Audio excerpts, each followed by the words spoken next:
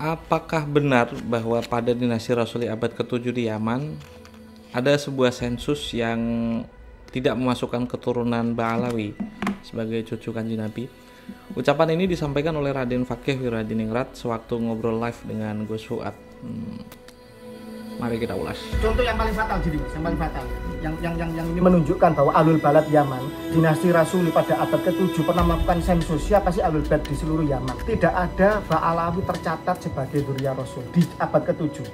Kitab sensus ini dikatakan sangat memuaskan, terperinci dan luar biasa. Kitab ini sangat-sangat dijadikan patokan juga oleh nakib Yaman dan nakib seluruh dunia juga tentang siapa sadah di Yaman dari abad ke abad.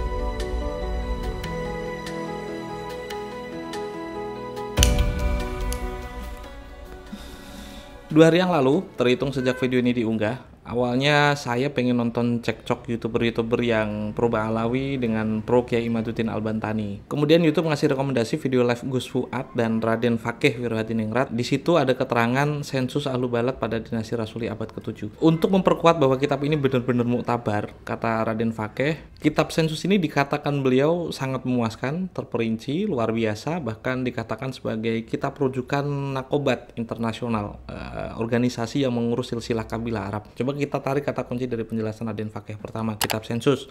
Kedua, Ba'alawi tidak disebutkan sebagai keturunan Rasulullah oleh kitab sensus itu. Awalnya saya benar-benar tidak tahu kitab sensus yang dimaksud Raden Fakih ini apa.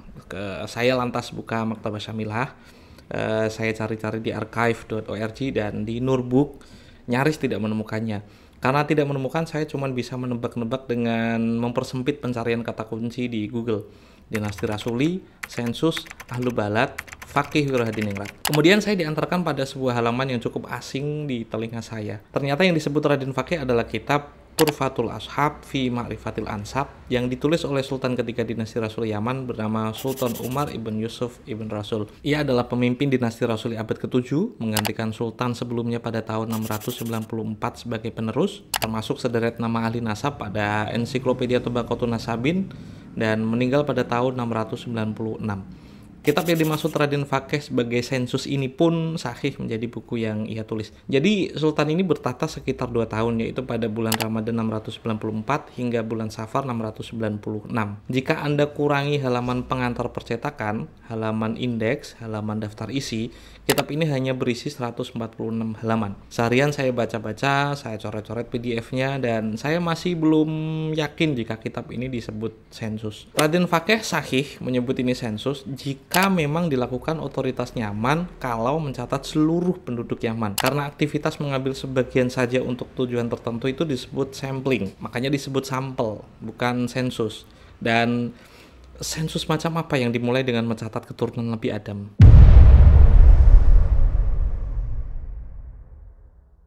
Mungkin yang ingin disampaikan Raden Fakih adalah semacam glosarium atau kamus singkat nama-nama. Maksudnya sebagian, tapi yang diucapkan semua. Ba'du mingkul lah. Setelah membaca isinya, kan cuma 146 halaman, jadi gak butuh waktu sehari semalam. Menurut saya Raden Fakih bisa dinilai tepat jika kesimpulannya ialah kitab sensus ini tidak menulis dan tidak mencatat silsilah Ba'alawi. Kenapa demikian? Jangankan menganulir silsilah Ba'alawi sebagai keturunan Rasulullah, kitab ini pun tidak mendokumentasikan satu nama pun dari Ba'alawi. Ingat kaidahnya, adamul ilmi laisa ilman bil adam. Tidak ada informasi bukan berarti menunjukkan informasi ketiadaan. Pertanyaan kemudian, kenapa satu pun keluarga Bani Alawi ini tidak dicatat di glosarium ini? Tidak ada yang bisa menjawabnya kecuali Allah tentu saja dan penulisnya sendiri. Makanya kita tarik dulu di halaman paling awal. Setelah memanjatkan puja-puji kepada Allah dan melantunkan salawat kepada Kanjeng Nabi, penulis glosarium menegaskan bahwa kitab ini hanyalah ringkasan di dalam ilmu silsilah yang mencakup leluhur bangsa Arab, termasuk Kanjeng Nabi, termasuk para sahabatnya yang mulia, keturunan ideologis dan biologis Kanjeng Nabi, tokoh-tokoh di kekhalifahan Umayyah dan Abbasiyah, dan tentu saja Bani Rasul yang berkuasa di Yaman. Perhatikan kalimat selanjutnya. Orang yang dicatat terdiri dari tokoh-tokoh yang dikenal melakukan pengabdian kepada dinasti di zaman itu, baik dari kalangan ashraf maupun bukan. Perlu diperhatikan ya, ini buku ditulis oleh seseorang dan dia menentukan aturan mainnya.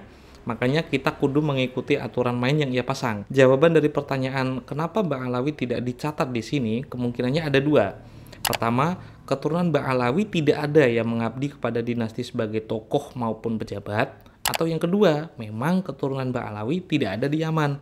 Nah, inilah yang membuat saya cukup ragu ya kalau Raden Fakih ini adalah orang yang cukup teliti. Jika pemirsa membaca 140 halaman kitab itu, jangankan Ba'alawi, hampir tidak ada keturunan Sayyidina Husain bin Ali yang ditulis di sana. Saya ulangi lagi, jika Anda membaca seluruh kitab itu, hampir tidak ada keturunan Imam Husain, cucu Kanjeng Nabi, yang waktu itu berada di Yaman, yang ditulis di kitab itu. Satu pun tidak ada. Itu sejauh yang saya baca. Mungkin saja seluruh keturunan Imam Husain tidak ada yang berkhidmah kepada dinasti, makanya tidak ditulis di dalam kitab itu. Tapi tidakkah hal ini membuat Anda bertanya-tanya? Apakah benar tidak ada keturunan Imam Husain satupun yang berada di Yaman pada dinasti Rasuli ini? Seperti yang Anda tahu, Ba'alawi kan masih keturunan dari Imam Husain. Saat mencari masa pemerintahan Umar bin Yusuf ini, di Maktabah Syamilah tentu saja, ada footnote kecil yang merujuk pada sebuah kitab berjudul Al-Uqud Al-Lu'lu'iyah. Saya cari di archive.org dan menemukan catatan versi Cambridge, dikarang oleh Syekh Ali ibn Hasan Al-Khuzari, Al-Khazuri.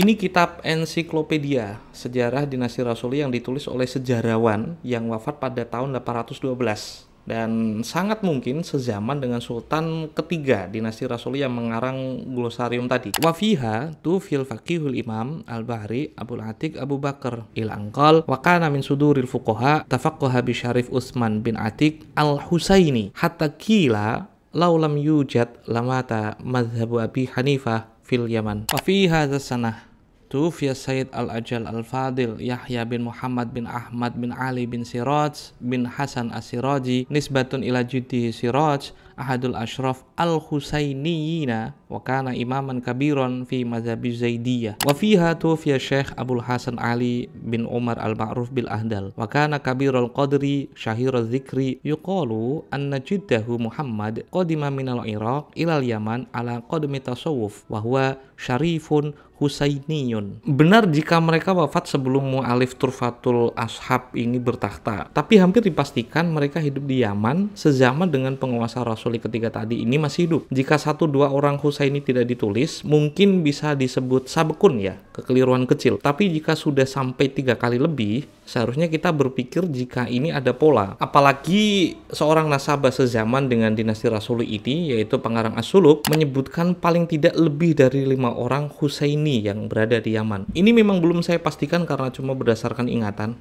Konon, dinasti Rasuli yang ini bermazhab Sunni, sementara banyak keturunan Husain yang menjadi imam di mazhab Syiah.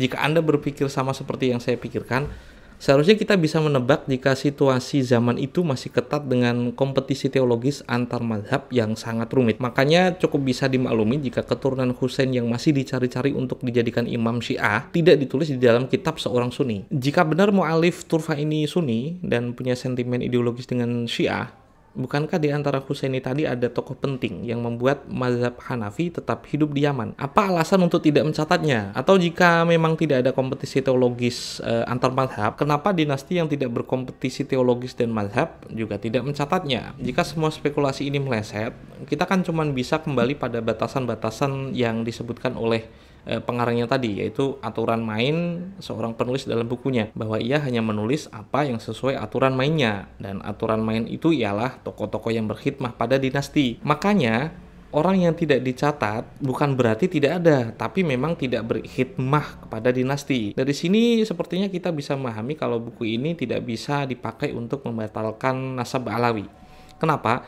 Jangankan Ba'alawi, keturunan Imam Husain yang di Yaman saja tidak ditulis, padahal sebenarnya ada. Dan kita semua tahu Imam Husain adalah puncak dari seluruh klan di bawahnya, termasuk Ba'alawi. Kalau usulnya saja tidak dicatat, padahal ada, apalagi yang furu. Terlepas dari semua spekulasi, yang paling benar dari alasan tidak ditulis adalah tadi, tidak ada satupun yang bekerja kepada rezim. Ini udah paling aman. maling nasab itu lebih mudah dibuktikan dibanding maling jemuran. Makanya ketika ada Pak Alawi, ahli informatika, mengupas genetika ini penyesatan, kromosom dia ini lebih cepat nanti bermutasi. Jadi ditemukan kode-kode yang sama. Yang Al-Hasan Al Husaini ditemukan kode FGC 10500. Berarti disepakati sebagai titik temu di antara keduanya. Yaitu siapa? Imam Ali. Nah, untuk Al-Hasani sendiri ada kode khusus 87 FGC 8702. Ini Al-Hasani. Al-Husaini FGC 30416. Artinya di Al-Husaini tidak ada FGC 8702 karena ini punyanya Al-Hasani. Garis lurus laki-lakinya Al-Hasani. Demikian juga di Al-Hasani tidak ada FGC 30416 karena ini punyanya Al-Husaini. Jika Anda menonton video live Gus Fuad tadi, Anda pasti akan dibuat kagum dengan penjelasan Raden Fuad tentang genealogi keturunan Rasul berdasarkan uji tes DNA. Dia membacakan kode-kode, membacakan family tree, dan penjelasan-penjelasan teknis yang kurang lazim di telinga orang awam. Google Scholar dipakai untuk melacak dan mengukur performa kesarjanaan di dalam ekosistem akademik modern. 3 orang saya cari sesuai namanya, yaitu Gus Nadir, Cak Monoim, dan Mas Aji. Dan seperti inilah halamannya. Pada gambar itu, di samping kanan adalah citation mereka berdua. Semakin banyak artikel akademik yang keduanya tulis, dan semakin sering dikutip sebagai sumber penelitian akademik, maka indeks ketiga orang ini akan semakin tinggi. Dari sini kita bisa mengetahui bahwa kepakaran ketiga orang di dalam gambar tadi itu di dunia akademik tidak terbantahkan lagi. Nah, saya cari-cari Fakih Wirahadiningrat di Google Scholar, orang yang fafifu was-was membahas tes DNA bersama Gus Fuad. Ternyata tidak ada. Pertanyaannya, beliau ini siapa?